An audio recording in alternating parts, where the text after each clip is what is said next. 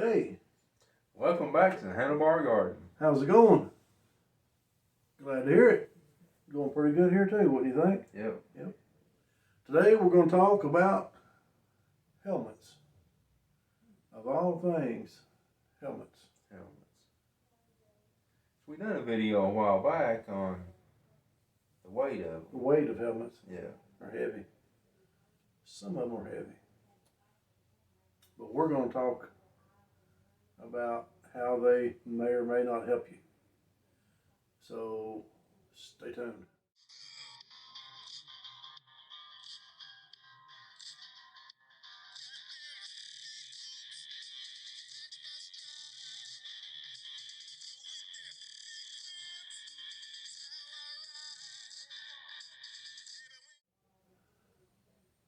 Welcome back. We were talking, and Mike said earlier, just about 45 seconds ago, we made a video about helmets. We'll be sure to check that out. I'll try to leave a link for that in the description. We'd weight them, different helmets, DOT approved, and the novelty helmets, and the full face helmets, and all that. But that's not what we kind of want to talk about today. I'm sorry, I got the belties, but we're not editing that out. I'm sorry. You just have to take the good with the bad. In other words, we just ate not long ago, and he said he ate too much, and I said never, and well, here we are. So, anywho, let's talk a little bit about the safety of helmets. And I done some reading on this yesterday or day before, and forgot to print it, and it just now popped back in my mind. And I don't remember the exact numbers, but if you would, I want you to Google this, and maybe word it like, how many helmets pass a DOT inspection? And you're going to be amazed how many don't, that's sitting on the shelf. Really? Yes. And I don't remember the number, but it was up there. And by the time they send a helmet off to a third party, and the time they test it, it's already on the market.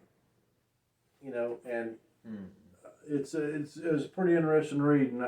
If I can find the link to that, I'll try to put that in the description too. But it was very interesting. I wish now I printed it, and I wish I had it, but it's interesting. I wouldn't have guessed that. I would have thought they either pass or fail, and if they fail, they don't get put on the shelf. Yeah, there's like 2 or 3 things it has to pass, and then one of them's a sticker, like a DOT sticker that cannot be removed, or plastic. And then I can't remember now, and then of course impact, an impact, and then a puncture, and it was pretty amazing. I mean, I'm talking about $high helmets that you think, well, I've got this, it's good. But it failed by the time it goes through all the rigmarole, But then of course to change them, if it takes a blunt force trauma, something like that, you're supposed to change your helmet. Yeah. Well, even 5 years, it's 5 years. And if like it's sitting on your seat and it falls off. Yeah. You get these little micro spider cracks, and you're supposed to. How many you got in yours? What makes you think I've ever dropped my helmet? I don't know. I wonder. I don't know many people that haven't. I mean, and maybe if I had a $300 or $400 helmet, I would maybe take care of it more. I don't know. But I mean, the way I look at it, I think the helmet I use, it was about $110, which I mean, it's not real cheap, but I mean, so I guess it's middle of the line as far as price goes, but I don't try to abuse it. All right, according to this, 41.9% fail performance test. Yeah. Is that not... 4 out of every 10 helmets fail are failing the government performance test. Now, does that not just blow your mind? I told you it'd blow your mind. And Mike was smart enough to think, I've got a phone right here, I'll look this up. Who would have thought? Since 2014. Yep. So the helmets claiming DOT compliance have been tested, and 52 of them have failed performance tests. And they're on the market. Wow. It's crazy. It's crazy. And this one's from, it was posted earlier this year, 2014 to 19. They had 43% failed. That's crazy. That's 4.3 out of 10. Wow. And this was 167 helmets, looks like was tested. So I guess they're getting better, but still, yeah, that's a huge percentage. I mean, you think? So I've never liked the helmet to start with. No. But now I'm thinking, is this really going to protect me? Protect you from bugs if it's full face, but... Yeah, a little bit of rain on top of the head. Yeah. But, and kind of turned this video into that, but it kind of goes with what I was going to run the numbers, because I was kind of amazed at the numbers of fatalities and stuff with and without helmets.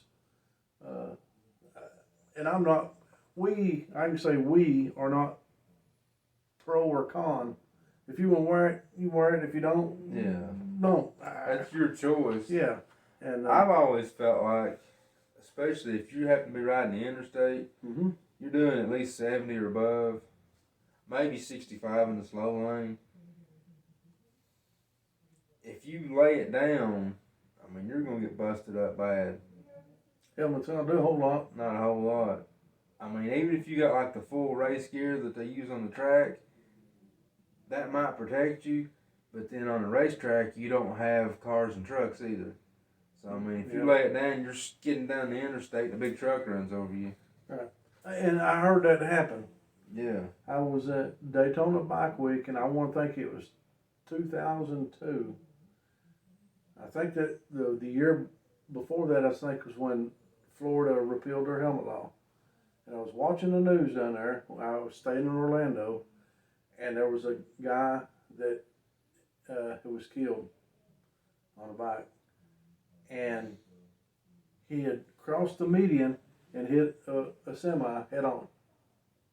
And the only thing I could focus on was the rider was not wearing a helmet. And and hit a semi at full speed. You know, I'm like, but that's the what you get. But I just looked up some information on injuries and things like that. So I was just going to read a couple or share a couple bullet points, and I mean you can find all this stuff online. You know, Google it. Per vehicle mile traveled, motorcyclists are nearly 27 times more frequently killed in traffic crash than occupants of a passenger car. Well, I can see that because you're like I said, you're wide open in a car. You're kind of huddled up. Maybe or may not wearing a seatbelt, whatnot. But it's just amazing to me. The monies that they're talking about. Helmets are currently saving $2.7 billion in economic costs annually. Now, and I don't know really how they get those numbers, you know, from hospitalizations to this and that, but I guess one of the biggest ones that that got me here is an overwhelmingly majority, more than 82% of people, Americans, favor state laws requiring all motorcyclists to wear helmets. 82%. I don't remember ever asking me. They didn't ask me either. So I don't know where they got their numbers at, but 82%. That's a lot of people. Yeah. I mean, that's a more than. Is everybody that was on that list, did they actually ride a bike? That's or do they just think, hey, yep, it looks dangerous, you should wear a helmet? Yep, that's. I feel that it should be my choice whether to wear or not a helmet. I know here in Tennessee it's required by law. Yeah. It's also required by law to wear a seatbelt. Okay, and I wear a seatbelt. I mean, it's automatic. It took a long time for it to be automatic, but now, yeah, and now even without the blinkers and the flashers, it's just automatic. You know, I don't even think twice. My wife don't think twice about it. It's just something we've done for so many years. And I've been in a couple automobile accidents, and I can say, and everybody knows, seatbelt can kill you or it can save you. You know, it depends on the situation. Every crash is different. And I'll tell you the biggest, when I started wearing mine, even though it was a law then, I didn't. And I think it was 2006, I went from a full-size four-wheel drive truck when gas went up so high and bought a little car, a little bitty swelled up tow. And I started driving that, and I was like, holy smoke, if it helps, I'm going to wear it. So that's when I really got in the habit of wearing one, because I figured I was going to need all the help I could get.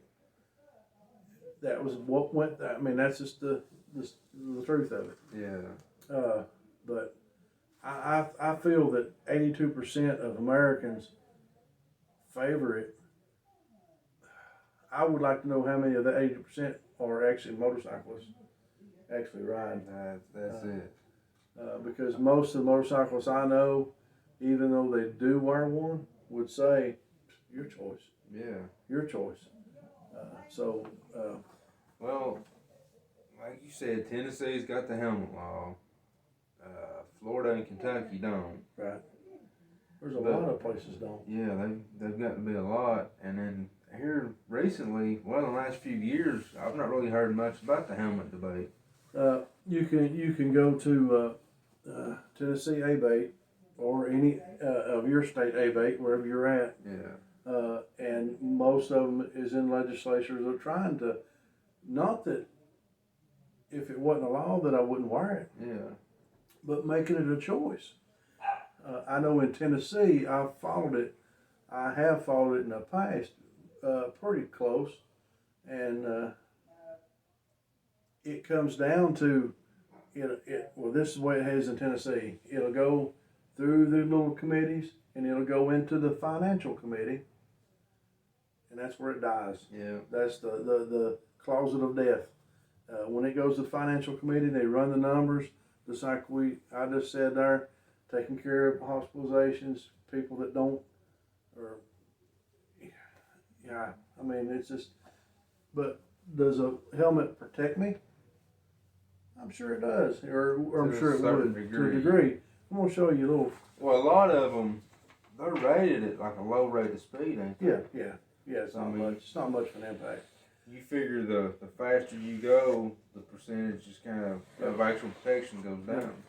So, and I'm hoping you can be able to see this. Right here is where you're going to take your impact. Right here is, and then that way Mike can get up there and see. Yeah, that's. We're good? Yeah. Good. So you're right in here is your impact zone, 19.4%. And back in here, in the back of your head, 5-6%, and then up here, 8%. So most of your impact is around your chin, your jaw. Yeah. Now on the other side of the helmet, actually this number's a little lower. Evidently, everybody must crash that way. But the thing of it is, my helmets, or my helmets. Yeah. Except for one, I got a full face helmet. I wear a little shell. So if that's the case, if most of 19% of is here, it's not even protected anyway. Yeah, it's just appeasing the police so they don't write you a ticket. Right. So if I'm only wearing a half shell, I might would I be safe to say might as well not wear one at all. I mean, if you're going to buy this, I've only got everything else don't even really add up. It's either here or it's going to be here. Yeah. The rest of the places, 5% chance. Well, anyway, you're going to get a chin full of gravel or pavement or something, according to this. But you think a lot of people now are doing the video vlogs and stuff. Mm-hmm. So they'll have the camera and microphone and everything attached. Yep. So a lot of people are going to full face just for that. I've seen more full face helmets in the last couple of years than I ever have my time of riding. I know in Tennessee, we used to wear the novelty helmets. Yeah. You'll see them occasionally now, but back when the laws changed, before it just said it had to be a helmet that was approved by the Commissioner of Safety, I think it is. And you could beat that in the court because there was no list. There was no list of helmets. So a lot of people would go down to the flea market, and me, I was one of them. Bought a $10 helmet, a $1 sticker sitting there beside it. You stick it on the DOT sticker, and you're good. Well, now they've added to the law it cannot be a sticker that can be removed. It has to be embedded, and well, you know how they are now. Yeah. And well, in Tennessee, I can't remember how much it was. It wasn't a big fine, but it was a little bit of a fine if you had a novelty helmet. $50. And then if you had a novelty helmet with a DOT sticker, it was like a huge fine. Yeah, it was more. Yeah. So you were actually better off to not even wear the helmet and get caught than you was to have that fake sticker on the back of one. So I had a friend of mine that got pulled over for not having a helmet here in Tennessee. Just left home, was going to work, lived about 10 miles from where he worked. The trooper pulled him over. I told him, said, you know why I pulled you over? He's like, no, I don't, sir. Which he kind of did, But he's playing kind of, you're not going to just plead guilt right off the bat. And he said, I pulled you over because I care for you. And I said, okay. And he said, you've got that's a novelty helmet. It's all blah, blah, blah, blah. It's not compliant. Wrote him a ticket, be to court, blah, blah, blah. Let him go on his way. My thoughts and his thoughts were like, if he cared about me, he wouldn't let me took back off with the same helmet, right? I mean, he went on his way with it. You get what I'm saying? Yeah. It's stupid. So anyway, he takes it to court, and they said to bring your helmet with you. So he did. He took his helmet with him, walked in there into the court, and I wasn't there, but he said there was probably 50 other people with helmets in their hand. Wow. And the judge said, everybody here that is here because of helmet, raise your hand. So they did, and he said, dismissed, get out of here. Didn't he make them pay the fine? Nothing. Because he knew that it wouldn't stand. Because there's no list. Waste the entire day. So just as repeated. Yep. Yeah. So but anyway, but you can't do that now. That's not, the law's worded different now, and I don't remember exactly how it is, but you can't get by with it now. But we proved in the other video, our helmets now actually weigh less. Was it less or right at the same, wasn't it? I think it was less. I think than a novelty helmet. The one I've got, mine is the actual Crazy Owl SOA helmet. Right. And I'm thinking it was a few ounces lighter than what we were wearing to begin with. So I don't really mind so much wearing the helmet like we used to. Oh, yeah. When we were going into Kentucky, we hit the state line, the lids came off. Every time. I mean, now that helmet's light enough that it doesn't kill my neck. I don't even think about it. I don't even think about being on there. Yeah. And my wife, she'll mention sometimes we're in Kentucky because we'll meet people that don't have them on there, and she was like, "You don't want to pull yours off?" And I'm like, "What's the point?"